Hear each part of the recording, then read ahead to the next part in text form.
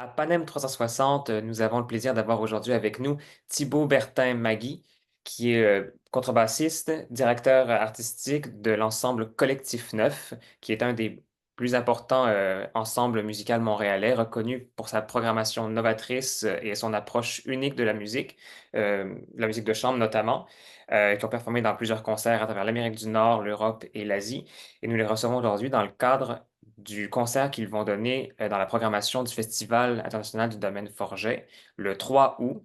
Et un programme aquatique, on pourrait dire, qui s'appelle Vagues et Ombres. Thibaut Bertin Magui, bonjour et bienvenue à Panem.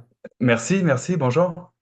Donc, le concert Vagues et Ombres, en lui-même, c'est un projet qui est déjà, qui existe depuis 2021, je crois, ou qui existe depuis un certain temps déjà. C'est un projet de concert dont vous avez fait un album qui est sorti en 2022 également, Mhm. que notre collègue à Panem, Frédéric Cardin, a qualifié d'envoûtant. C'est un album qui a été également finaliste au prix Juno, qui a remporté donc qui a fait l'objet d'un film-concert qui a remporté une mention d'excellence au prix Opus en 2023, qualifié également de meilleur album de l'année en 2022 par CBC Music. Donc, c'est un projet qui est déjà bien en marche et qui est très, très porteur. Parlez-nous un peu de justement ce projet-là, comment il est né, la genèse de ce projet, quelle était la réflexion que vous vouliez amener avec ce projet-là? Mhm. Euh, euh, c'est sûr, donc comme tu dis, c'est depuis 2021 que le projet existe et il s'est concrétisé pour la première fois donc on était encore pendant la pandémie, donc Mhm. Oui. il s'est concrétisé pour la première fois comme un film-concert et donc c'était un programme qui n'était pas vraiment en construction avant que tout Mhm. s'arrête. Et je pense que la pièce qui a initié la construction du programme, c'était La Mer de Mhm. Debussy. Mhm. Et donc on avait déjà joué du répertoire symphonique avant ça, notamment Mahler. On a notre album précédent qui était construit autour de Gustav Mahler. Et puis donc dans la même époque, dans un autre genre complètement musical, mais vraiment dans la même époque, il y avait La Mer de Debussy qui nous faisait de l'œil depuis un moment. Et on s'est dit, est-ce que ça serait une pièce qui conviendrait pour le groupe. Et donc, j'ai commencé à faire un arrangement qu'on a lu et ça s'est avéré assez prometteur, en fait, dès le début. Et du coup, ça nous a incité à créer un programme autour de cette pièce-là. OK. Euh, et donc, c'est là où la réflexion autour de la thématique a commencé et qu'est-ce qu'on allait mettre autour, comment on allait agencer tout ça. Et, euh, et donc, suite à ça, on a fait une commande à la compositrice Luna Pearl-Wolf, Mhm. on lui a parlé du concept, ce qui était en train de se développer. Elle était intéressée à écrire pour nous. On avait déjà travaillé avec elle dans le passé. Et donc, elle était emballée par le projet. Puis, elle nous est arrivée quelques temps plus tard avec une pièce qui s'appelle Contact Mhm. et qui vient donner un autre éclairage, un autre point de vue sur le thème aquatique qu'on voulait aborder. Et donc, c'est devenu un thème écologique parce elle s'est inspirée d'une recherche scientifique par rapport euh, à l'impact de l'homme, de la civilisation sur les belugas dans le Saint-Laurent et comme quoi l'activité humaine chargée a un impact sur leur apprentissage du langage et c'est très problématique pour l'espèce. Donc elle a écrit une pièce qui est fascinante autour de ça et donc le programme s'est construit comme ça, c'est un début. C'est ça, donc pour moi, c'est la mère de Debussy, c'est vraiment un peu le point de départ et un peu aussi le fil d'Ariane qui traverse un peu euh, le programme parce que bon, il n'y a pas que la mère dans son entièreté que vous jouez, il y a aussi également d'autres pièces de Debussy, il y a, l'étude numéro 4, le Passe-Pied Mhm. et Clair de Lune Ouais. également. Donc c'est vraiment un trait narratif que vous avez fait autour de cette œuvre-là, également autour de l'œuvre de Tom Morrison, Sea Change. Mhm. Oui, donc ça, c'est une autre œuvre qui s'est rajoutée en fait au programme après l'album, OK. parce que je l'ai découverte, l'album avait déjà paru. Mhm. Euh, mais dans ce temps-là, on n'avait pas encore joué le programme en concert, c'est arrivé tard, on a commencé à le jouer en concert seulement en septembre dernier. Mhm. Euh, et donc c'est à ce moment-là que la pièce de Tom Morrison s'est ajoutée au programme, parce que ça donne un équilibre qui est, qui convient très bien au concert. C'est pas la même genre d'écoute Mhm. d'un album ou en concert. Et cette pièce-là, elle nous a aidé à structurer le, le programme du concert en tant que tel. Et lui, il a été inspiré par le... C'est aussi un souci écologique Mhm. par rapport au changement climatique et à l'impact que ça a, notamment sur les glaciers en Antarctique. Et donc, c'est une pièce dans laquelle on entend le son des glaciers, le son qui se brise, des grincements. Et on entend aussi toute l'anxiété qui va avec ces transformations qui sont pas mal anxiogènes, hein. On se le cachera pas, quoi. Oui, ouais, effectivement. Puis, mais qui se termine quand même sur une note assez lumineuse, parce que si on regarde la programmation, elle est terminée par le très, très lumineux du clair de lune Ouais. de Debussy. Donc, il y a vraiment une espèce de peut-être note d'espoir que vous Ah bah oui, venez adjoindre à votre à la thématique très militante, on pourrait dire, puis effectivement avec le trait très anxiogène de la situation que la crise climatique amène, puis qui est la thématique sous-jacente du programme. bah oui, c'est ça. S'il y avait plus d'espoir, il y aurait plus de vie. Hmm. On garde cette flamme toujours allumée malgré tout. Et je pense que c'est ça, bah, c'est la pièce qui clôture le programme, mais ça vient envelopper le tout et puis nous réunir, je pense. C'est un peu ça l'idée qu'on n'est pas, même si il y a beaucoup de tourments, on veut garder un esprit d'être ensemble et puis on y croit ensemble, qu'on peut passer à travers tout ça et puis trouver des solutions, avoir un impact positif sur cette situation-là. Oui.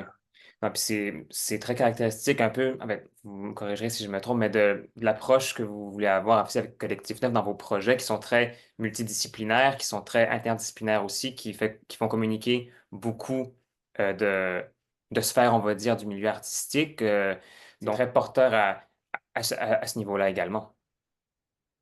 Ben, ouais, c'est sûr que c'est ça qu'on fait, comme tu dis, de, de, de tisser des liens, de tendre, de bâtir des ponts vers d'autres univers, d'autres sphères, d'autres pratiques artistiques. Et on essaie de fédérer ou de regrouper Mhm. les gens autour de ça. Et c'est vrai que le sujet du spectacle est un sujet auquel les gens sont de plus en plus sensibles et Mhm. je pense particulièrement ici au Québec et puis peut-être encore plus le long du Saint-Laurent Oui, où on est vraiment confronté, on est vraiment proche de cet univers aquatique-là. Euh, donc on espère vraiment regrouper les gens autour oui. de ce thème-là. Ouais. C'est ça. Par la musique. Par la musique. Et puis dans le cadre de ce spectacle-là en particulier, il y a un Mhm. aspect visuel aussi qui est important et C'est vrai. qu'on avait développé dans le cadre du film en premier lieu. Mhm. On a collaboré avec des artistes qui s'appellent Mere Phantoms. C'est un duo d'artistes qui sont basés à Montréal et qui travaillent avec l'univers du théâtre d'ombre. OK? Et donc c'était une alliance qui s'est fait naturellement. La, la douceur ou la fragilité de cette forme d'art se marie très bien avec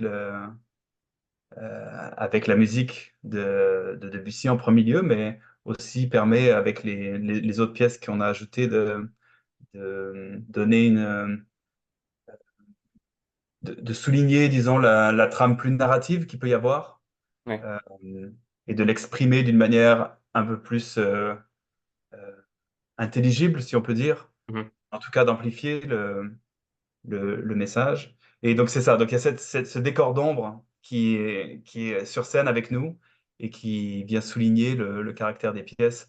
Puis, j'étais à Paris récemment et je pense que le théâtre d'ombre à Paris, dans le temps de Debussy, c'était aussi Mhm. un art qui commençait à s'exprimer et Mhm. ils habitaient ensemble, disons, dans le même espace-temps. Mhm. Euh, donc, on n'est pas dans la même stylistique que ce qui se Non. faisait dans la belle époque, au début du XXe siècle, mais on a un univers très poétique qui est fait avec des ombres. C'est des découpes en papier qui sont à petite échelle et qui sont amplifiées avec la lumière et à très grande échelle sur un écran derrière nous. et ça vient vraiment apporter un caractère plus poétique ou Symbolique, vraiment beaucoup. un peu dans les rêves, on est dans la Oui. brume, dans les rêves, qui va très Mhm. bien. Ouais. Stylistiquement, vous êtes quand même assez reconnu pour et vous notamment pour les arrangements que vous faites de pièces pour 9 instruments à cordes. Comment vous travaillez justement ce processus d'arrangement-là? Parce que traduire les couleurs de Bussiste sur 9 instruments pour rendre un peu hommage ou du moins image à la sonorité voulue par le compositeur. C'est Mhm. un exercice qui est toujours, je ne vais pas dire périlleux, mais qui est très particulier à faire et qui peut être fait d'une mille et une façon différente. Donc, comment vous, Thibaut Bertamagui, vous abordez les arrangements, puis comment vous, avec votre propre patine, vous voulez traduire la couleur de Debussy et de ses pièces, entre autres? Mhm. Oh, ben c'est toujours un peu un laboratoire. Euh, il y a différents types d'approches dans ce qu'on fait. Ben, déjà, dans le programme en question, il y a des pièces qui sont écrites pour très grands effectifs, comme La Mhm. Mer, où c'est des gros orchestres, 80 musiciens. Donc, ça, on a une transformation pour le réduire à juste Mhm. 9 personnes. Puis d'un autre côté, on a quelques pièces qui sont écrites pour piano C'est ça. et que là, on vient amplifier ou répartir, redistribuer entre 9 personnes. Donc c'est un travail un peu miroir, si on peut dire, hein, Mhm. dans un sens et dans l'autre. Euh, et donc c'est sûr qu'il y a d'un côté, ben, j'aime bien l'image de dire que les pièces qui sont écrites pour un grand orchestre où il y a une variété de couleurs immense que évidemment on ne peut pas reproduire de la même manière Mhm. avec juste des instruments de la même famille d'instruments comme c'est le cas pour nous, là, on est juste des cordes. Oui. Euh, donc pour moi c'est un peu comme transférer une photo couleur en Mhm. noir et blanc. Il y a un peu ce côté où évidemment on enlève toute une couche de de texture, de timbre, évidemment. Mais ça mène ailleurs, ça amène autre chose. Ça met le focus sur d'autres aspects. Et aussi, comme instrumentiste, ça nous pousse à être conscient de, des textures qu'on utilise, nous, dans notre jeu. Et ça nous Mhm. pousse à, à varier plus notre manière de jouer pour s'intégrer, pour trouver cet équilibre, recréer un équilibre qui se fait plus naturellement peut-être si on a des instruments différents. Donc ça c'est fascinant comme travail comme interprète. Mhm. Et, pour le public, je pense que ce que ça apporte, c'est que ça, ben, comme je disais un peu avec une photo noir et blanc, c'est que ça enlève un certain nombre de paramètres. Mhm. Ça permet de se concentrer sur d'autres choses Ouais.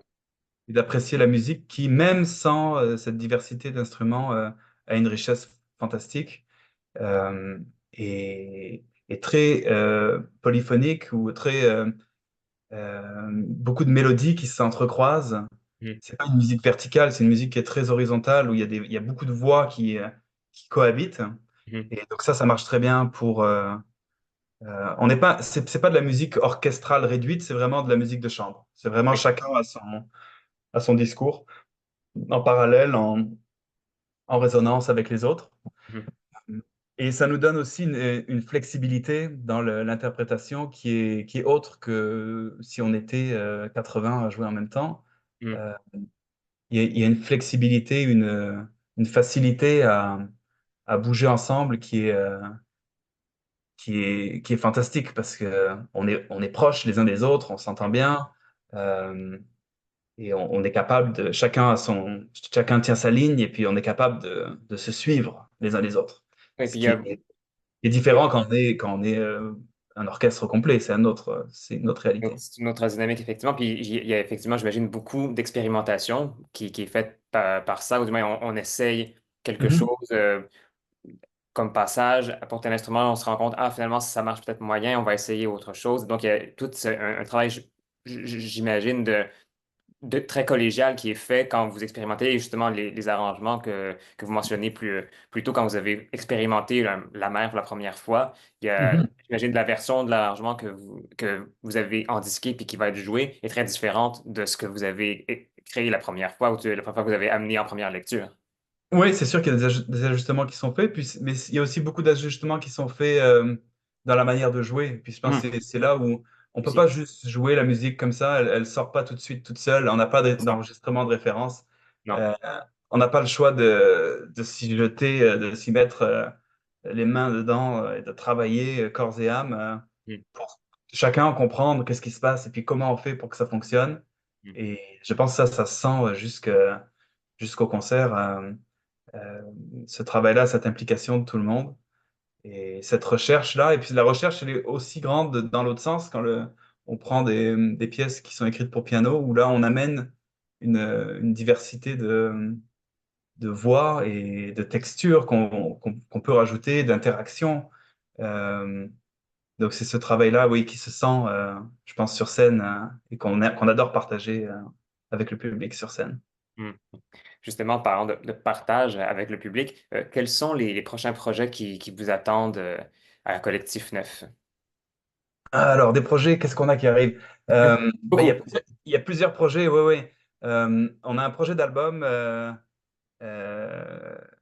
plus, il y a notre nouvel album qui va sortir bientôt, Mhm. l'automne prochain. La date va être annoncée prochainement. C'est un album que ça fait longtemps qu'on voulait sortir. C'est un programme qui s'appelle Rituel, qu'on joue depuis 2020 et qu'on a bien hâte de partager avec tout le monde. Donc ça va sortir cet automne. On enregistre un autre album dont on pourra parler des détails plus tard, Mhm. mais un autre album cet automne, donc qui va sortir un peu plus tard. Et on va présenter une grosse production au mois de mars l'année prochaine. Ça OK. aussi, ça n'a pas encore été annoncé, mais c'est au mois de mars à Montréal. Une grosse production avec plein de collaborateurs fantastiques. Euh, et puis, on continue à tourner Vague et Ombre au Québec l'an prochain. On va aller dans le coin du Saguenay, Lac-Saint-Jean, au printemps de la saison prochaine. Donc, c'est ça, on a une belle saison qui arrive. Excellent. Et on vous souhaite que, comme toutes vos saisons, elles fassent beaucoup de vagues et que vous ne ferez pas d'ombre à n'importe qui. Thibaut Bertamagui, merci beaucoup de nous avoir parlé de ce concert qui, je le répète, sera présenté dans le cadre du Festival international du domaine Forget le 3 août. Vague et ombre, une ode aquatique. Merci encore. Merci beaucoup, à bientôt.